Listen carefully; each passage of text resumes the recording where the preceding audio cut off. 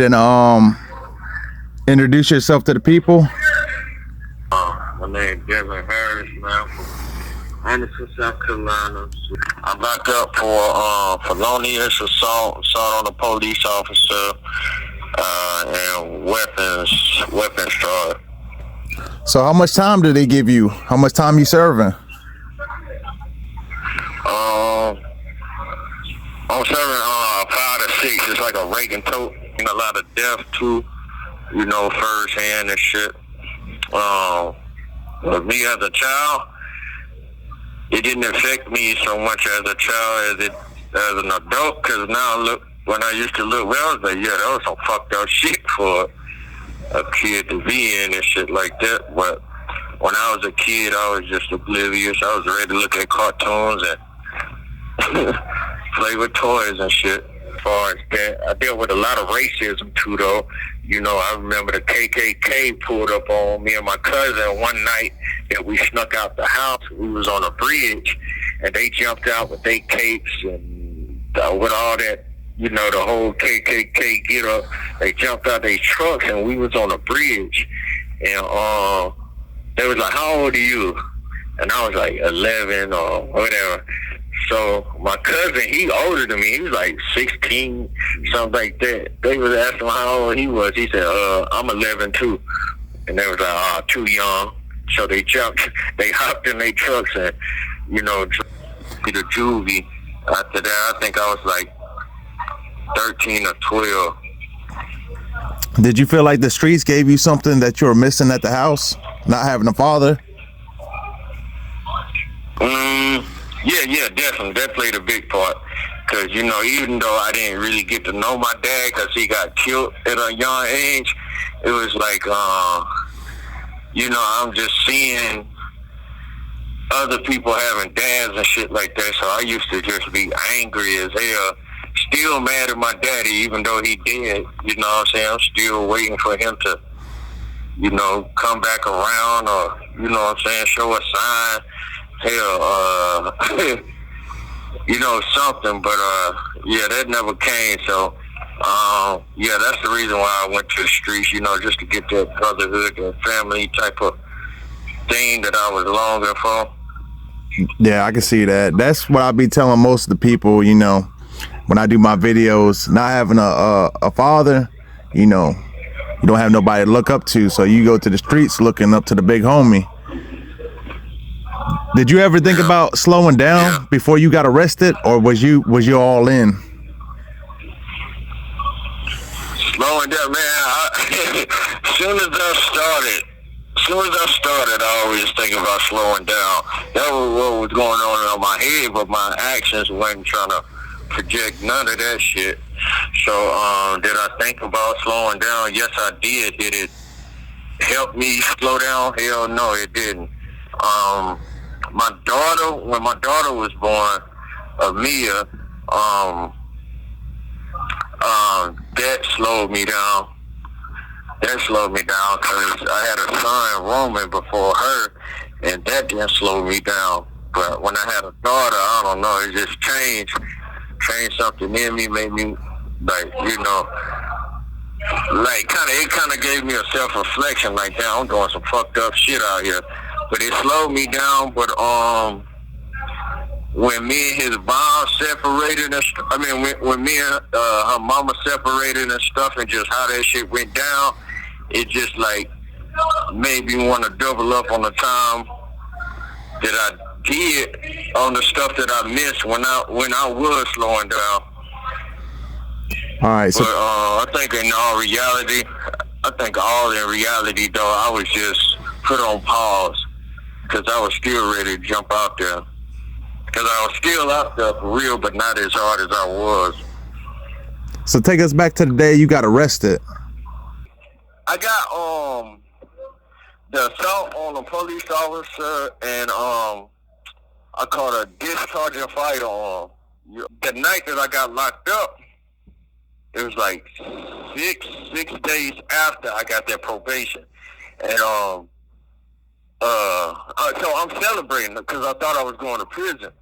Well, earlier that day, the victim the victim came to the house, came to my house earlier that day and was like, hey, man, I fucked some money up. You know what I'm saying? Some shit went bad in the kitchen, and you know what I'm saying, I gotta get this money back. So he asked me could he borrow some money, borrow a certain amount. I gave him half. And he was like, well, what I'm going to do about the other half? And I said, bitch, get out the house, man. Get out my house, bro. You grown-ass man. Find out. At least I help. You know what I'm saying? Like, you a grown-ass man. Come on, man. But anyway, so later on that day, he came back, just barged in my house. And my house is, anybody know, my house is definitely a bad place to goddamn barge in at. So that was his first mistake. But mind you, I'm still partying that day, getting drunk, you know what I'm saying, celebrating. Filet mignons on the goddamn grill, king crab legs. I'm enjoying myself. So when he barged in and shit, everything got quiet because people thought I was going to overreact. But then I came to him, I was like, yo, hey, bro, you all right? You cool? He was like, yeah. Just sitting down and shit. So I'm like, bro, this ain't no good time. You got to get your ass up. I was like, you know, this house is the worst place you need to be barging in like that. I was like, man, I'm going to look out for you because I know you don't got fucked up today. So I said, bro, just please get out. He still sat down. I was like, bro, please get the fuck up out my spot, man. And he was like, well, I could sit here for a little bit. I was like, what you got some money for me or something? He was like, I had some J's helping me prep my food and shit, the J's that I always have around me. He was like, such and such here, bro. I know he ain't got no money for you. I was like, man, get the fuck up. So he jumped up. He was like, what the fuck you gonna do, shoot me? And I was like, bro, oh, damn, I forgot. I was like, bro, I wasn't even thinking about that, but, and then, so now I'm here now. Yeah. For, shooting him and shit like that. So, yeah, that day, man, it was a good day. Good day. Was never no... You have 1 minute remaining. Yeah. Never thought I'd be getting locked up for that shit, man. I mean, getting locked up that day. Yeah, you didn't even see it coming. That's the thing about it. All right, so when that happened, what was going through your head? Was you like, damn, I'm going to jail? I was talking about when they finally like put me in cuffs and shit like that. Yeah, when the incident happened, what was going through your head before? When the incident happened, man, I felt like real betrayed, tried. It was more hurt than anything. I think cause like I said earlier, you know what I'm saying, I helped them out, and that was my first time helping somebody out. But I'm a big-hearted guy. You know, I don't care what aspect you come through in life, you know what I'm saying? Everybody knows they can holler at me if I got it or when I got it. You know what I'm saying? And if I got it, I'm going to make something happen for you regardless. I don't care who you is. But, so, a lot of that hurt, it was really hurt that brought the aggressiveness out. You know what I'm saying? I'm trying everything to get this man out of my house, and then he snapped, which don't make it right for me to snap, but you know what I'm saying? I snapped too. It was just like in the blink of an eye, man. You're gonna jump up me and get it in my face and tell me what the fuck I'm gonna do and who I can have in my house and not have in my house, and I already done helped you out today. You know what I'm saying? Big time, because it wasn't no little money that he borrowed. Yeah. Even if it was half of it, wasn't, you know what I'm saying? So, yeah. So I was just, basically what was going through my head, I was hurt. You know what I'm saying? I was hurt and I felt tried. You know, when that ego get in the way, you know what I'm saying? I got my peoples around here. I got my girl over there, and she tugging on my arm to my let it go, and you know what I'm saying, stuff like that. But I was trying to just get him the hell up out my house. I didn't even see it going like that. That wasn't even the plan when he even barged in. That's what went through my thought process then. Like, damn, pop it today. But I was like, you know what, man? It's a good ass day. I ain't go to prison. You know what I'm saying? I got love around me. So, you know. So how was your first night in jail? Yeah. First night in jail. I don't know. I was still shocked, but still thinking I'm gonna get away or, you know, find some type of loophole or, you know what I'm saying? Because prior before that, I never been in jail for a long time. Let's see, the longest I've probably been in jail was like 6 days. I've been to jail a lot, but I always bonded out. But about 6 days at the most, so I'm still in that mentality like, oh, something gonna happen, my lawyer gonna do this, you know what I'm saying, something gonna happen, I'm getting the fuck up out of here. So I wasn't necessarily worried. It was a real cockiness to me, like, yeah, man, ain't shit about to happen, you know what I'm saying? They ain't gonna find shit. The motherfucker a big badass and not gonna snitch on me or tell on me, so you know what I'm saying, I'm good. So, you know, I had a real cockiness when I was locked up the first night. It wasn't that I was afraid. I wasn't afraid at all. You know what I'm saying? I didn't think I was gonna go to prison anyway. You know.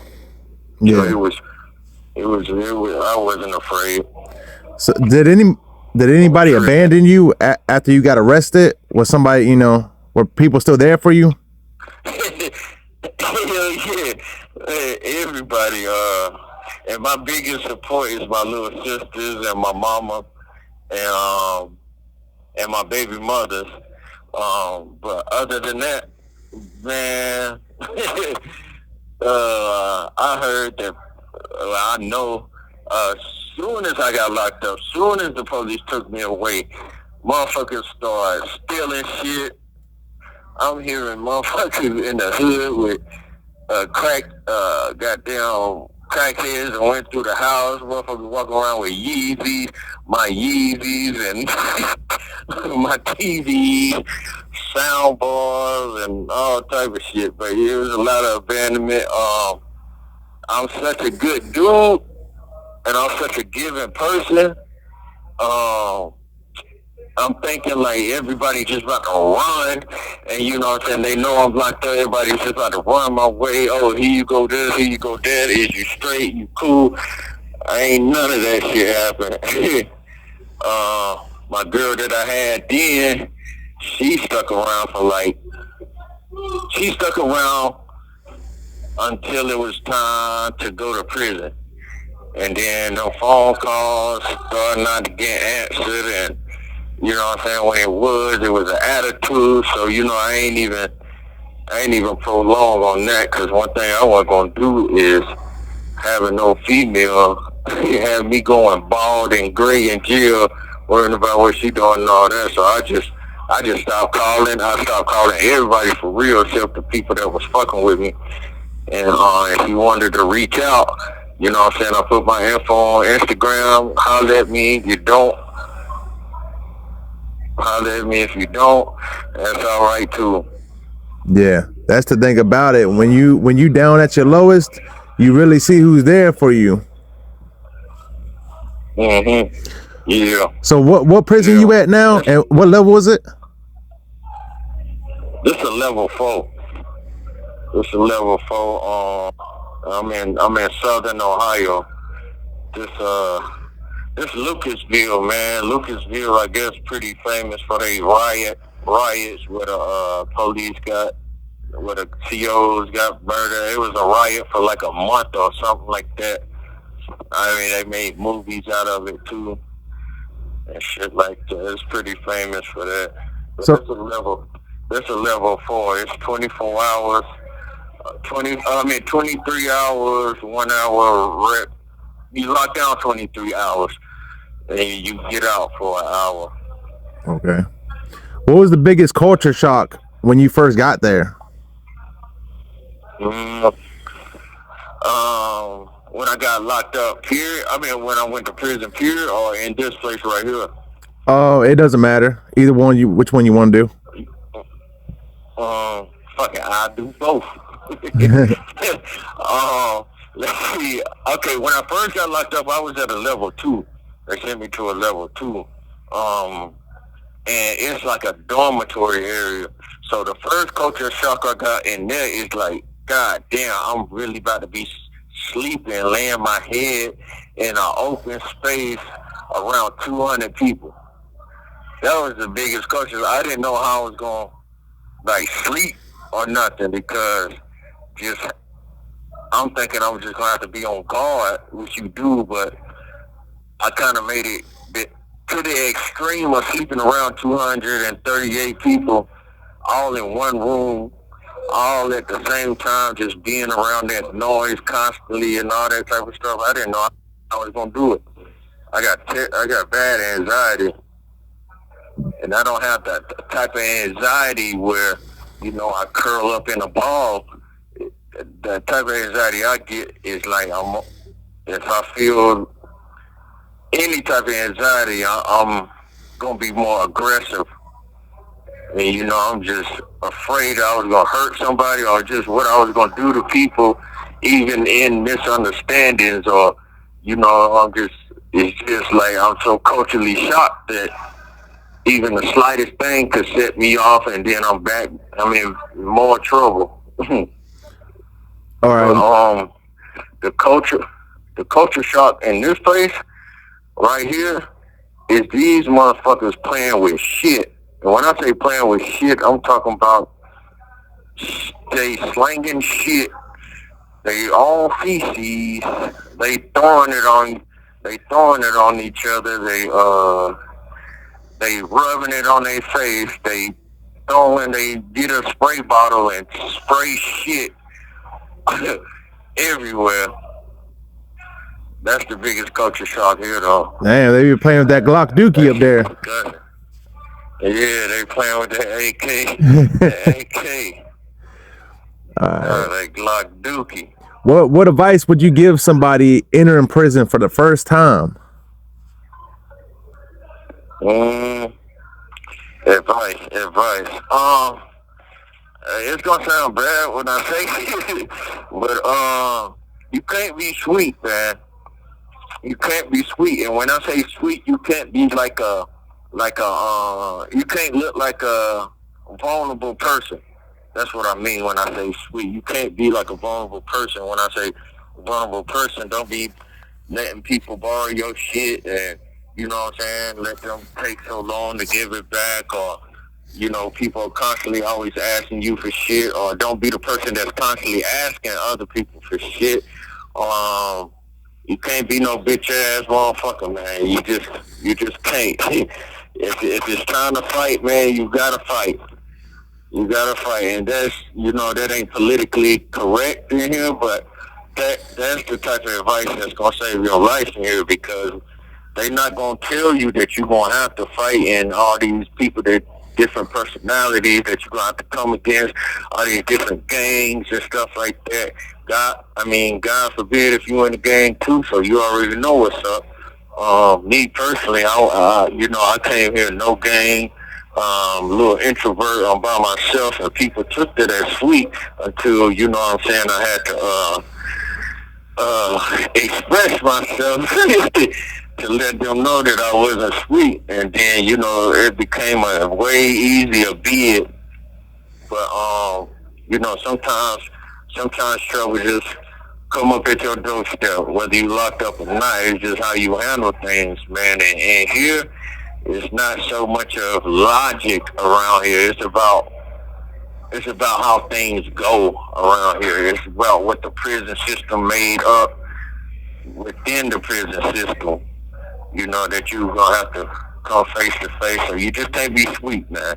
I ain't saying you just gotta be an all around tough guy and all that type of shit, but you can't be the opposite of a tough guy either. Like, that's you endangering yourself and your livelihood. Yeah, that was a good way of saying it.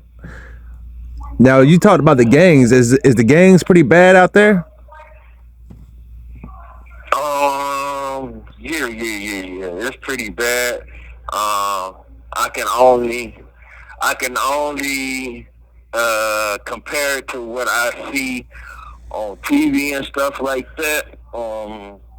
And I would say it's not as bad as what I see on the TV. Then again, it's TV.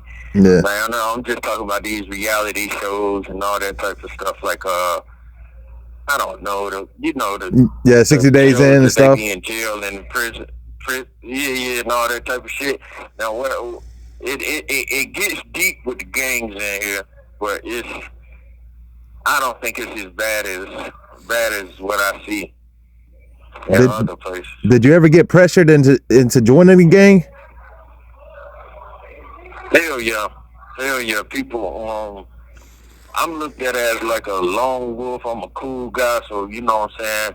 I'm not sweet, but I'm a cool guy. Got good energy. We laughing, we goofing around. You know what I'm saying. To an extent, you know what I'm saying. But you know, I got good energy and stuff like that. And plus, I'm a hustler. You know. And I'm not talking illegally or nothing like that. I'm a hustler. I sell food, bags, coffee, anything you want on the grocery store, man. But, you know, so people see that hustle I got in me, and I can hold my own by myself. So yeah, that makes the gangs want to come up to you and, you know, tell you need protection and and as far as pressure, you have 1 minute remaining. As far as like serious pressure though, where they was like, hey, you gonna have to do this and you gonna have to get this, and I said I'd rather get that, and I'm still not in the gang, so that should tell you how that shit turned out. Yeah. But yeah, gangs always looking for recruitment, man. Always, and some people just fall victim to that, man, and it's real sad because a lot of these dudes join the gangs, they ain't even like that. They just need protection, but bite off more than they can chew. Yeah. I want to ask you another question, but I'm afraid it's gonna cut off. Now, since you've been up there, have you been in any situations? Situations? No, because I only been at this level 4 since January. Any situations? No, not really. No, the thing is, it's not so much as the people here. It's the staff here.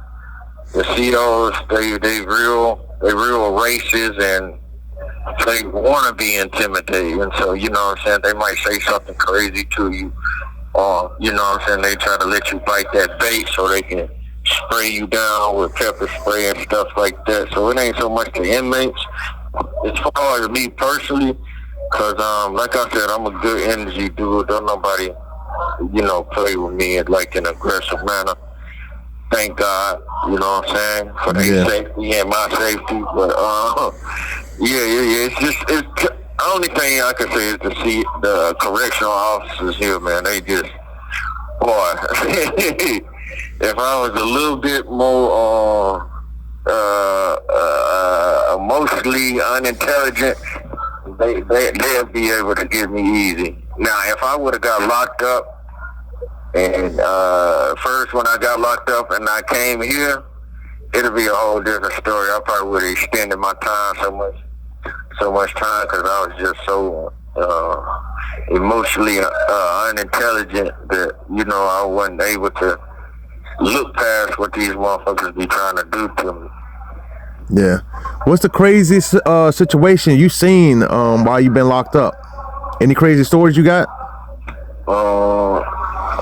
Crazy stories. Yeah, like I said, motherfuckers be playing with that shit. I think that's so fucking crazy. Now, what they do is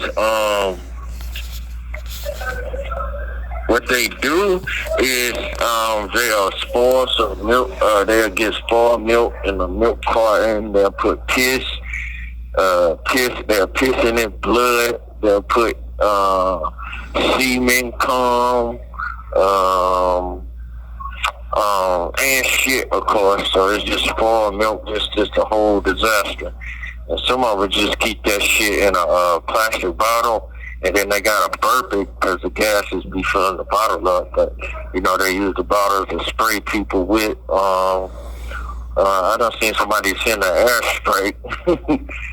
I done seen somebody send an air strike with one of them, man, and they just threw that bitch in the air, had a string on a milk carton with shit and all that shit in there, and just snatched the string down and sprayed motherfuckers like a goddamn air missile, man. It was just, that was nasty. I seen a dude beat the hell about this older lady. She had to be about 60.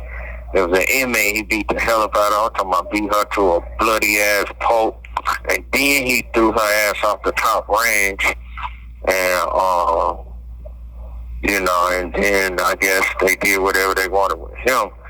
But the crazy thing about it is, the old lady still came back to work the next day. Still talking her shit. And, you know, that's why I think the craziest shit I've seen is a dude owes some debt.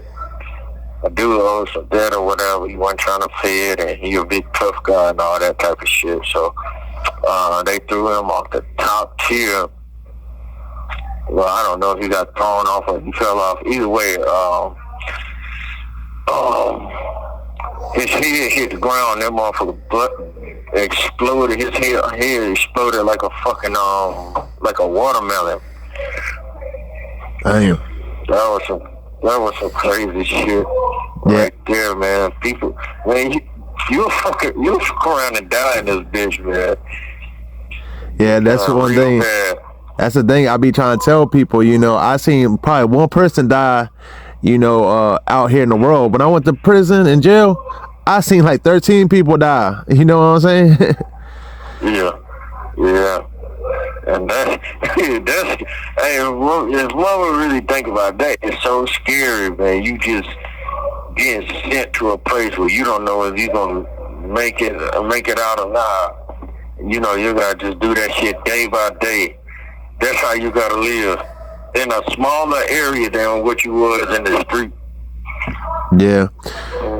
Where the guy where they threw him off and he hit his head on the ground and his head exploded. Where that happened at? I can't say that. All right. I ain't gonna say that one. What's the most dangerous part of prison? People on the outside don't understand. It could be prison debt or anything. Prison debt. I think right now, in this day and age, is that it's just getting caught up in that gang shit, man. Or no, I know what it is. It's a motherfucker that's making money. That's the most dangerous part. If a motherfucker hustling, motherfuckers hate you, want the worst to happen to you. They already snitching on you. If that shit ain't working, they trying to send people at you. They trying to send you. You just got a target on your back, man. And when you hustling or you know what I'm saying, grinding like that, it's like your chances of survival gets lower. But thing that run neck and neck with that is the games. The games, man. You know, you obligated to do things for your gang, even if you don't even want to, or even if you have to, you have to amplify it, or you have to get a name, or, you know, I think those two run neck and neck. So go ahead and walk us through a normal day in prison right now for you. For me, I wake up about, let's see, I wake up about 6:45. You know what I'm saying? I say a prayer as much as I can. Some days I forget, but I say a prayer and then I do at least about. I try to get 500 push-ups before breakfast, and breakfast is like 8 o'clock. and we had the same thing. We got our breakfast don't change no matter what prison we go to. It's all the same meal. Might not be prepared the same way, but it's all the same meal. We got 7 different meal breakfasts a week. But yeah, so after I do that, after I go to breakfast, I might lay down or I might study for school or some shit like that. I don't too much like to get on the phone morning time. I like to leave that time for me. You know, get my head together, prepare myself for another day in prison mentally, because it's a very hard thing for me to do, to wake up and realize I'm in prison. I gotta adjust every day, get my brain working for that. So about 12 o'clock, I done got my whole attitude adjusted and stuff like that. 1 o'clock, we usually, if I don't have class, we'll have rec, which I'll go work out, talk some shit with my partners. I only fuck with 2 people in here. 1 o'clock, then 2 o'clock, 3 o'clock, I'll look at some TV. Mari and Steve Wilkos and all that shit be coming on. I might catch that, or at least if I look at it, I know what time it is without looking at the clock. Because Mari always come on at 3 o'clock. Steve Wilkos right after that, and then 4:31 is when the phones cut back on. So I jump off back on the phone with whoever I'm speaking to, my family, my kids. I get a little pen pal here and there. But let's see, 4 o'clock, 5 o'clock is pretty much like the same thing. I try to get a workout in. 6 o'clock, my day is over with for real. 6 o'clock is tomorrow to me, because you know I wake up and the cycle continues. Because 6 o'clock, everything shut down. Everything shut down. Like all the porters that help you come to your bars and take stuff to another cell for you and clean up and all that type of shit, they get locked down. So you know after that, just the energy of the whole prison go down.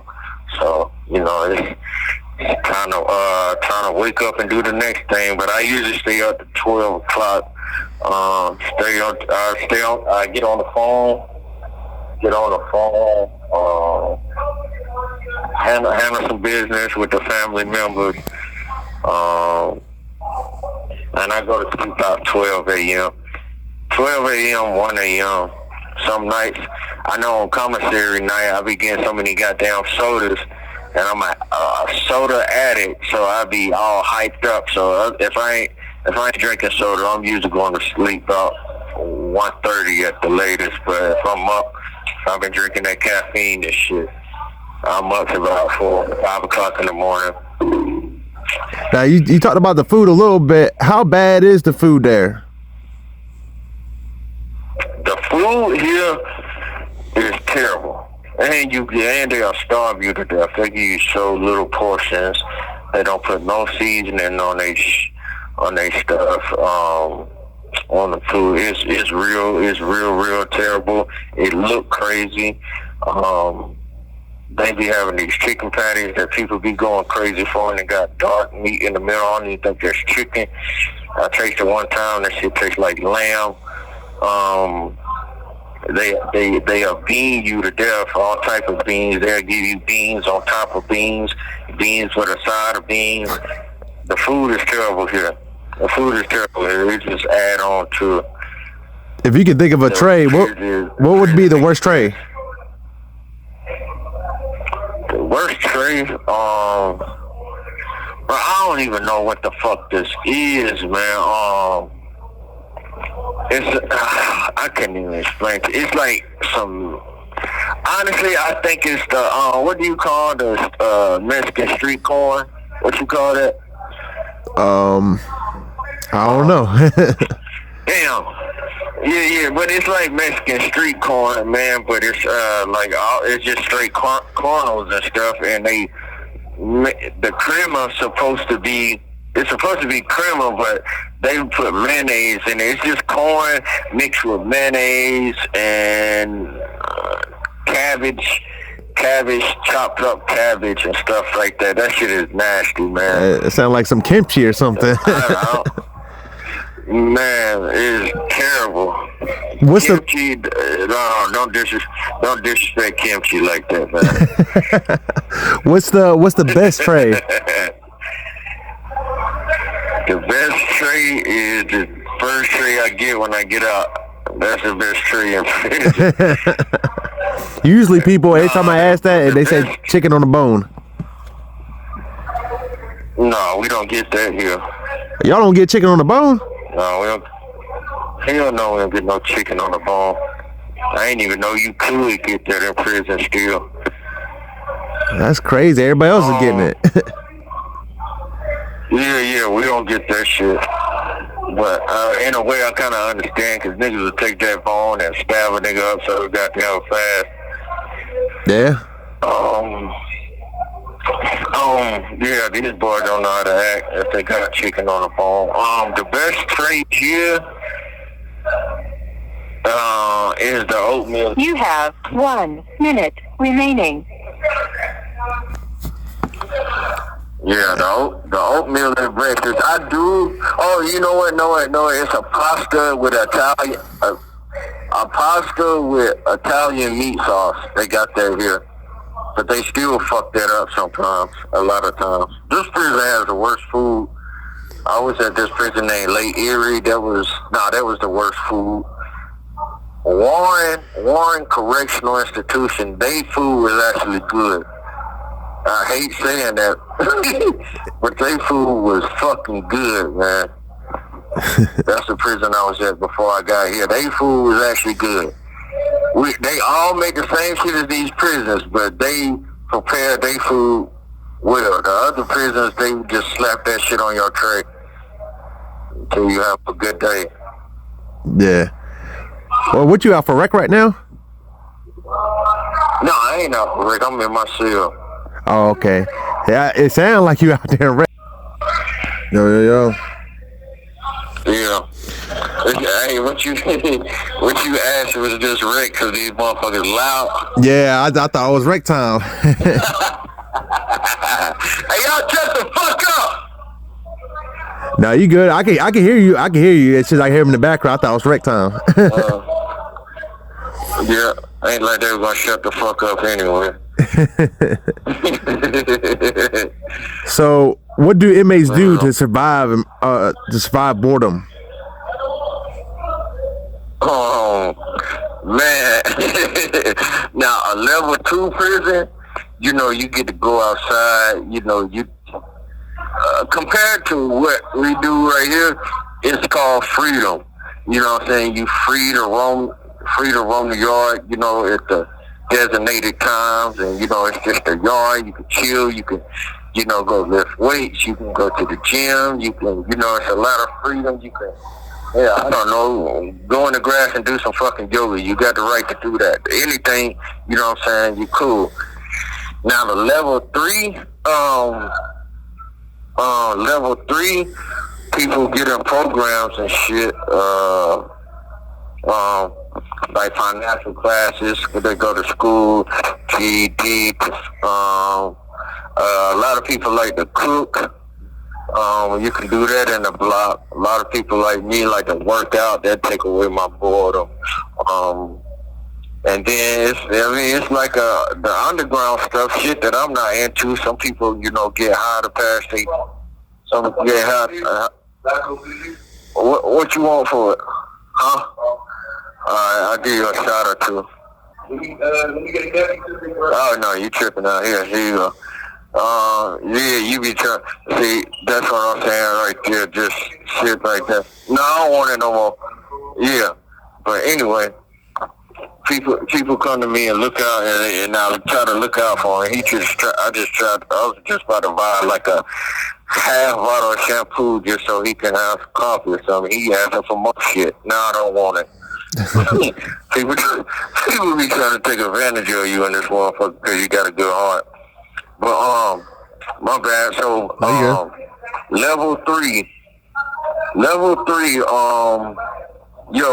people get high to pass the time. Some people get drunk to pass the time and stuff like that. I ain't got no judgment towards that. That just ain't what I'm on, because, you know, that's what led me to getting locked up. So I was already off that shit first day, and I'm talking about alcohol. I ain't never been strung out on drugs or nothing like that. But, you know, some people do that to fight boredom. Some people play the phone game where, you know, they just on the phone with women or men or their family all day, and some people play that phone game all day.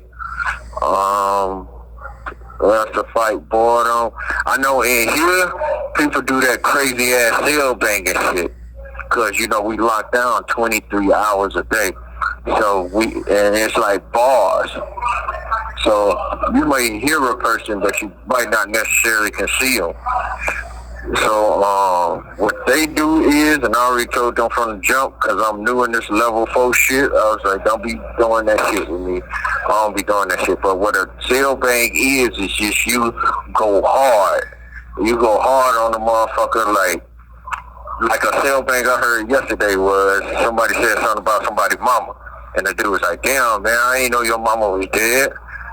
Man, fuck that bitch and her dead ass pussy, motherfucker. You know what I'm saying? They just say shit to get under. Pretty much, it's a trolling game. Whoever get mad first, or whoever ready to fight first, I guess they the one that lost and shit like that. And I ain't playing none of that shit like that. So they do that cell banging shit. Then they say it's no rules, so they be saying some very homophobic stuff, and, you know, they don't and they go against what they lifestyle is, so it's very confusing. So but like I said, they say it's no rules, so I guess they can hide behind that reason right there. I don't understand that. Level 4. Oh yeah, you can also watch TV at a level 3 and down. You got games on your tablet. They got Pluto TV, so you can watch TV shows. Hopefully you can find some naked bitches on Pluto TV. That's what some dudes what do. you don't have a do y'all have tablets? Yeah, I'm on my tablet right now. But you don't get Pluto TV on it? Nah, because I'm a level 4, man. We considered the worst of the worst. Like, this the end of the road. They don't get no higher than level 4. I think you get a level 5E, but you get that, like, I don't know, from assaulting police officers, assaulting correctional officers, or, you know, something, you murder somebody in prison, you get a 5E. But for the most part, level 4 is the end. But no, you don't get that. You don't get no videos. You can't even get videos on your phone from family members and shit. Yeah, no Pluto TV. Only thing I can get that I can in other places is VP Music, and that's like you can stream music, but not most of the music is edited, and a lot of it's old. Like if Drake dropped a song right now, it'll probably be on VP Music in 6 months and shit like that. So you can download this app that play movies, but it's old ass movies. I'm talking about. I know Friday the shit, and Next Friday and all that type of shit, but it mostly be those good movies, but around that area, those are the type of movies that you can get on that. And then the news feed, I get a lot of news feeds, just pretty much show you what's going on, entertainment, whoever, like TMZ, they got a blog on there. You can get updated on a lot of news, Fox News. I'll be looking at the politics going on and shit. Now how important is respect inside? Respect inside here. If this ain't good, I'm just gonna hang up anyway because I've been on this app too long, this phone app. So I gotta log out and log back in. You can only be on this phone app for an hour. Yeah, I know how it works. I'm gonna log out and log back in. Yeah. Oh yeah. All right, go ahead. In Hagerstown, Maryland. When I got out, when I got out, I had a lot of trauma and stuff. You see a lot of stuff while you're locked up. A lot of stuff. And, I started watching YouTube. Yeah, hearing people tell their stories and stuff, and that's how I got into telling my stories and doing interviews and all that, and it kind of blew up. Yeah, and that's good, man. I'm proud of you for that, man. It's like it's very difficult getting out, and you know what I'm saying, and trying to adjust, and then on top of that, fulfilling the purpose that you have. It might not be the only one, but obviously is a purpose that, serves you right and stuff like that. And, some people may, God never finding their purpose and stuff like that. And on top of that, I respect what you doing because, you know what I'm saying, it could help the next person. Yeah, exactly. You know what I'm saying? You're not only doing it for yourself or keeping the info to yourself. You know what I'm saying? You sharing this info with the world, and you built the medium for that. Yeah, exactly. On your own. Yeah, I get comments all the time. They say how much it helped them and stuff. So your story is gonna help a lot of people too. You know what I mean? And that's what that's the message. But yeah, how important is respect inside? Respect is everything. Hold on. Alright. Man, one thing that I'm going to rip up is these headphones with cars, man. These headphones with cars are more annoying than the crackheads in this motherfucker, man. Everywhere I go, every move I make, these fucking headphones get snatched out of my head. They get snatched out my ears. Oh my God, that's so annoying. But respect in here is everything, to a certain degree, but it's not like it's not in the streets the same way. Respect ain't respect as it used to be. And when I say that, you know what I'm saying, you can be the most respectful person, be the most loved person in the world, but people won't respect it. Some people don't want respect, and they'll take it as intimidation or feel like they need to overthrow you and stuff like that. I know that's always been going on in the world, but just today and age, people don't give a fuck about nothing anymore. They don't care about themselves. They don't care who they hurt. It's getting at an all-time high with that. But respect in prison is as far as it goes, it's a necessity it's a necessity, but it's not a shield. That's what I'm trying to say. It's a necessity to be respected and carry yourself in a respectful way. Yeah. Just because you are respected and just because you give respect and all that type of stuff, it's not a shield. It's nothing that respect ain't the only aspect you need to, be safe in here. I don't even know what you need to be 100% safe in prison. I think it's impossible. What's the craziest? Respect is. Well, what you say? What's the craziest hustle you seen in there? Man,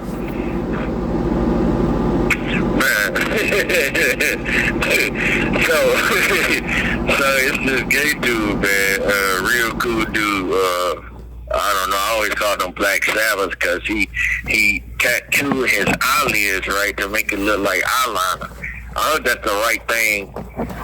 I don't know if it's eyeshadow or eyeliner. Whatever on your eyelids, that dark thing that the women used to do or still do. Yeah. Anyway, he tattooed that, so it looked permanent, shit like that. But he was real good with the sewing pen, and I used to get my clothes.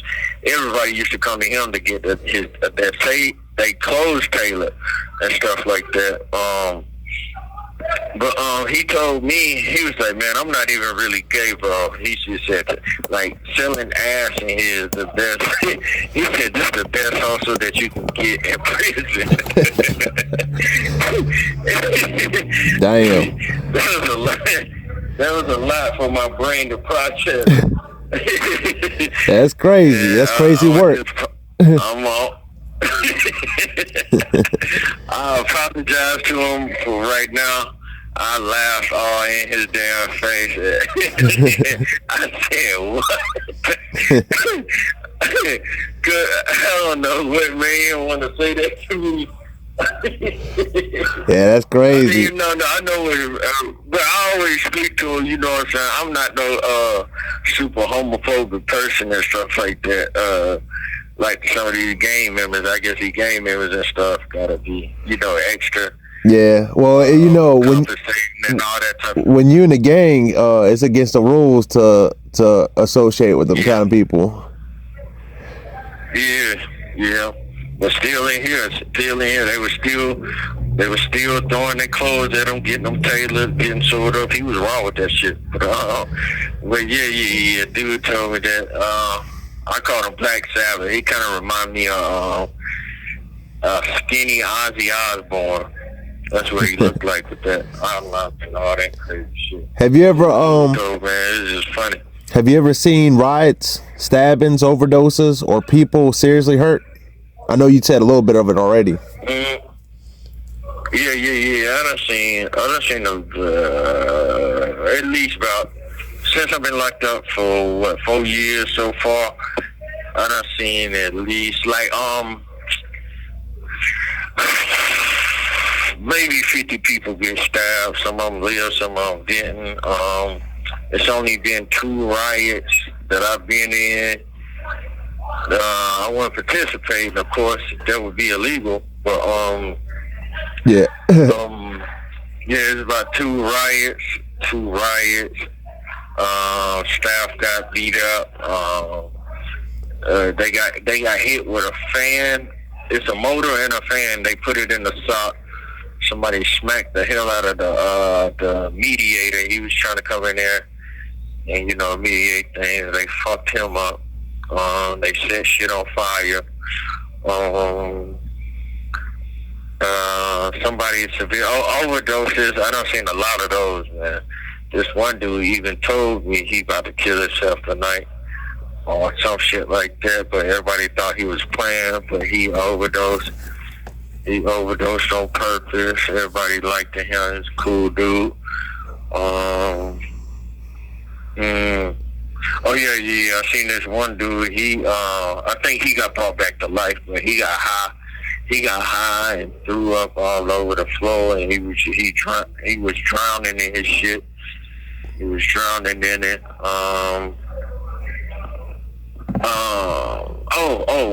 The dude, somebody had some glass in a cup and some boiling, and they boiled some, baby oil, and they threw that shit in his face because he stole some laundry detergent. And that shit his skin just melted off his skin like butter. Like, that shit was like, he was a dark dude. He was pink about time the first drip of baby oil fell off his body. Yeah, I seen that actually. I seen somebody that had baby oil thrown on them. The whole face is permanently like melted. Yeah. Hell yeah. And it was a clean melt too, like butter. What's the scariest? There wasn't no ridges or yeah. What's the scariest moment you've had while locked up for yourself? Scariest moment? Have you had any? Yeah. In a way, I was kind of scared about this one situation. Well, no, it was 2.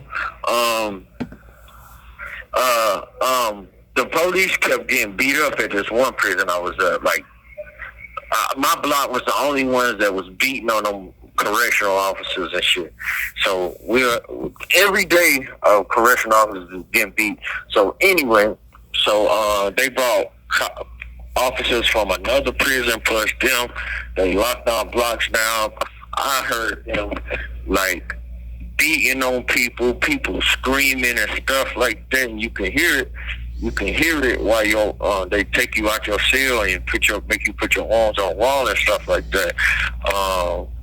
It's this thing called inmate.com, and it's just pretty much inmate gossip that we call it. Like, you can't believe it, but it's being said, so you just call it inmate.com. But according to inmate.com, they had a list of people who they wanted to fuck up and stuff like that. So you could just hear people getting shot with them pepper spray guns and people getting beat up. You could hear bones breaking and shit like that. Damn.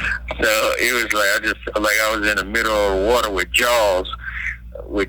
Just, you know, you hear the commotion and it's coming towards you and shit like that, so you don't know what's going to happen to you. And, you know, I started thinking about my kids. I started thinking about my mama and my sisters and how much I fucked up and shit like that. Because you don't know how that shit could go. They could hit you the wrong way or the right way. And, you know, your life is over, and all they got to do is say you was being aggressive or, you know, anything like that.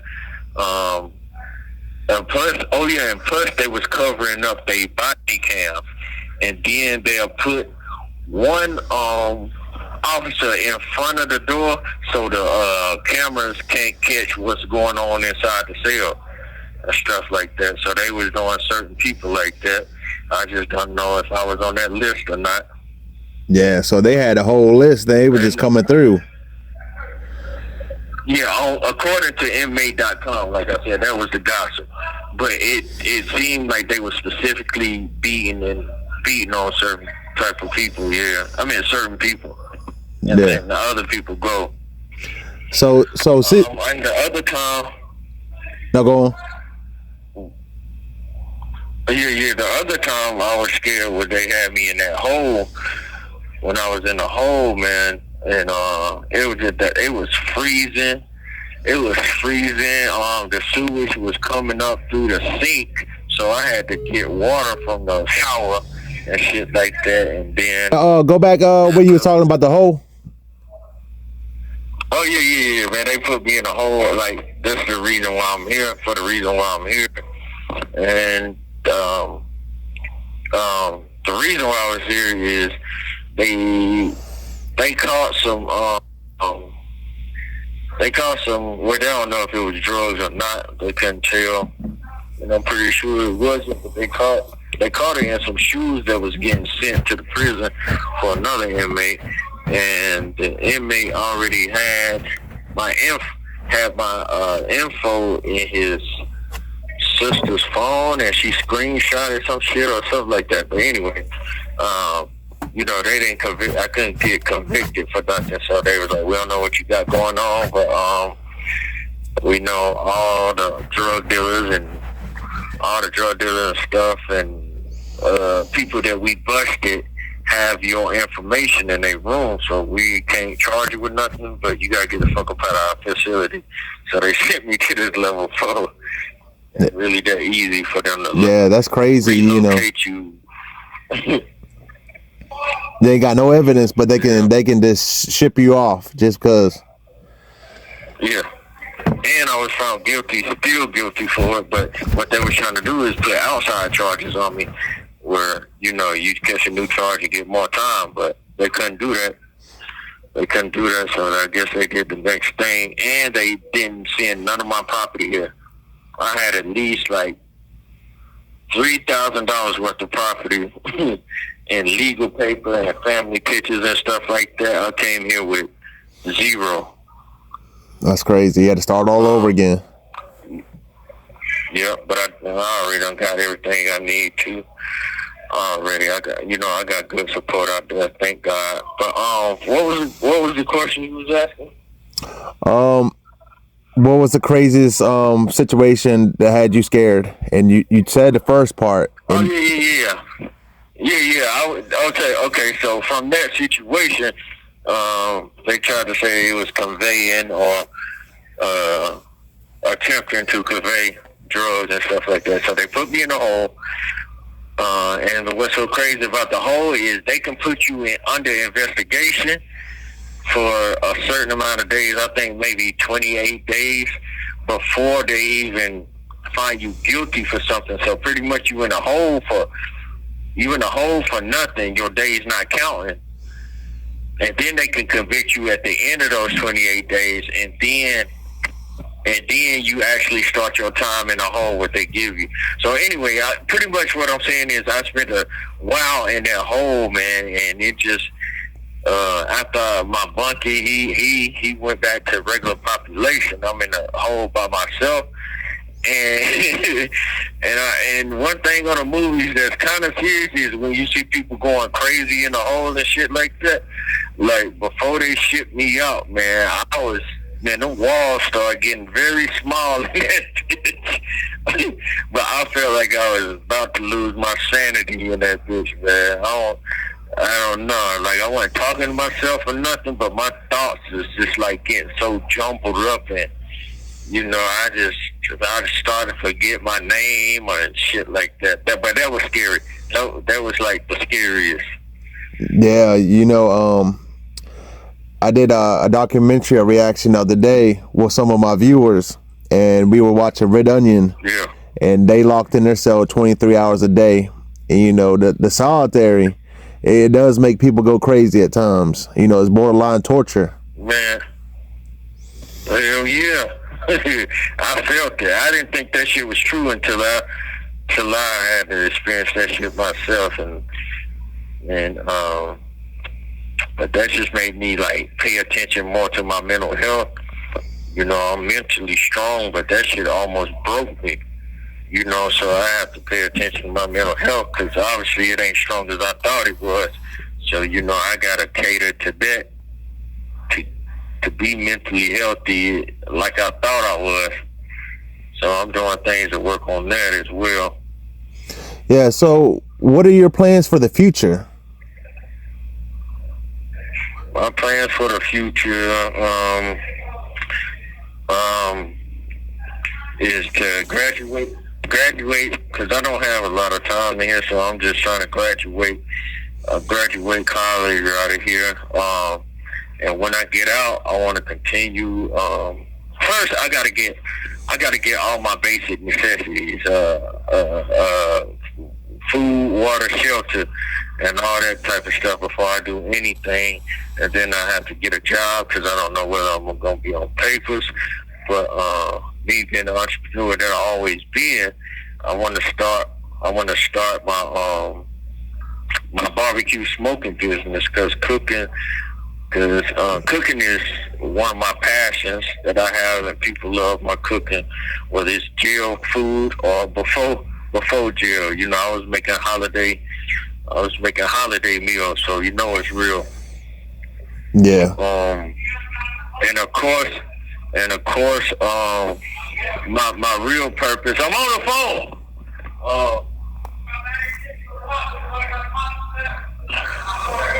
No, I ain't got none. Yeah, he threw my focus off. Oh yeah, what I'm gonna do is my passion though. My passion. That's what's been taking me to a lot of places is music. I'm an engineer and I'm a producer. You know what I'm saying? That's really what took me to all type of places. Unfortunately, that's what brought me up here from down south all the way up to the Midwest. Yeah, so I'm gonna continue that. But first, I gotta slow my ass down.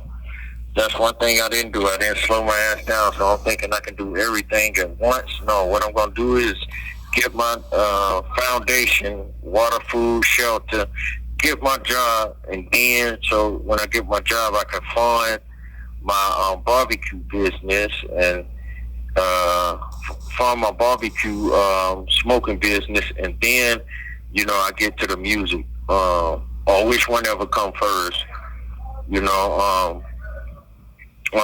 yeah, and then I just I gotta stick to being a dad, being a father, being a brother, being a provider, that I am and a protector, you know, of my family and stuff like that. But you know, I don't want a lot because I already done did a lot. Now I just want things to slow down, man. I just want a regular life. Yeah. And I want to get in my own bed in silence. That's what I actually looking forward to when I get out. Yeah. In your own bed in full silence. That's gonna freak me out the first night, man. I'm not gonna lie. When I got out of prison, that first day getting out, I thought, you know, you nervous and you thinking that they gonna come around the corner and take you back in there. You know, until you leave, I'm telling you, that's the best feeling you're ever gonna feel. It's gonna feel like you're reborn again. And going outside, I ain't gonna lie, I'm kind of envious because I wish I had that feeling again. It feels so good. Yeah, because in my mind right now, bro, is I'm never gonna get out.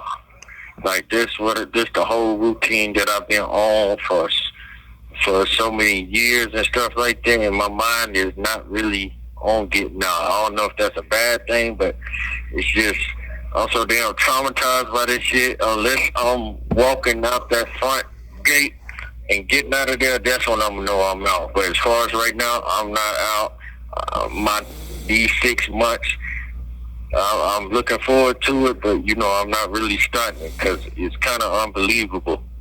Yeah. Like, I really don't believe I'm getting out, in which I am, but I just don't believe it. So it's hard to fathom.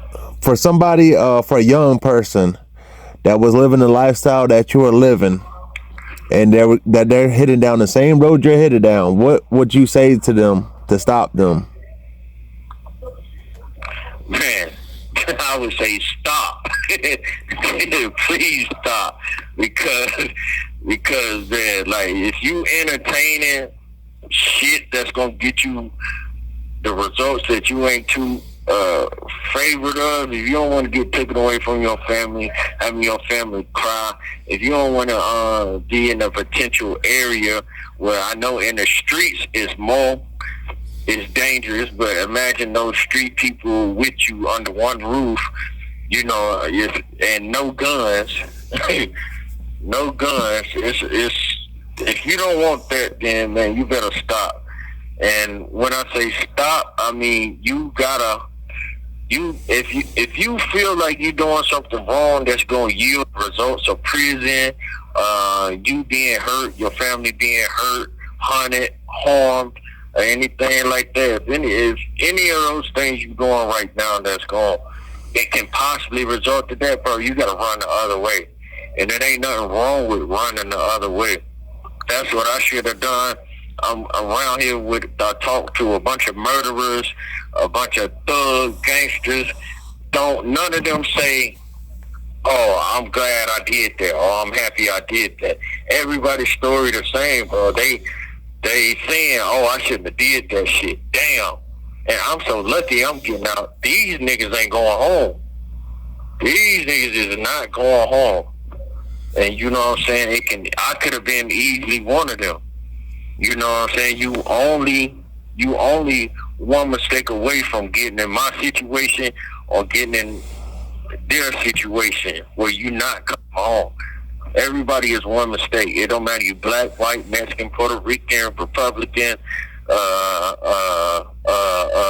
any politician. You only one mistake away from getting behind these bars. And if you out there doing that frivolous ass shit where you just making it more easy and you more susceptible to that shit, you need to stop and think. You need to stop and think, man. But if I just had to give a clear message without sounding like I'm preaching or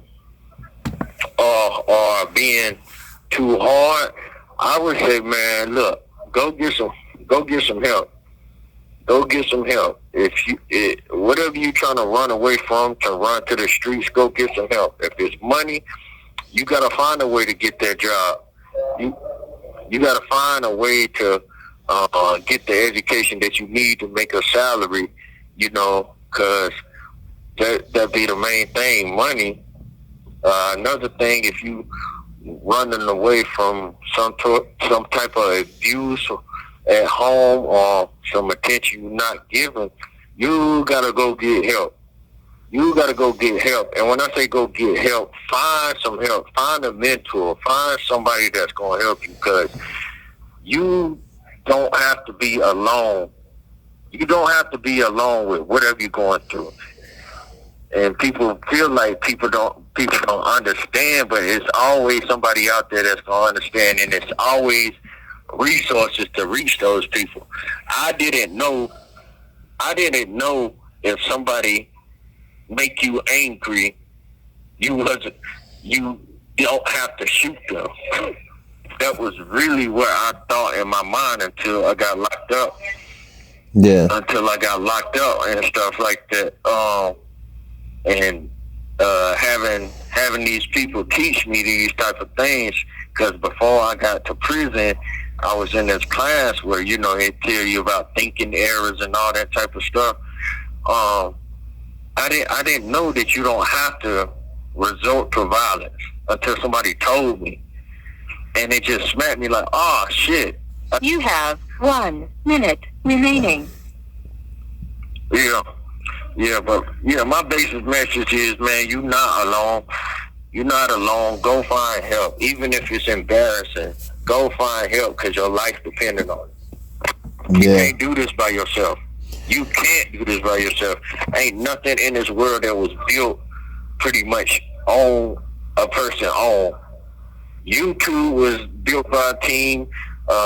Back in the day, hunters and gatherers, they killed shit and ate shit. You're not meant to do this alone. So it's not embarrassing to ask for help.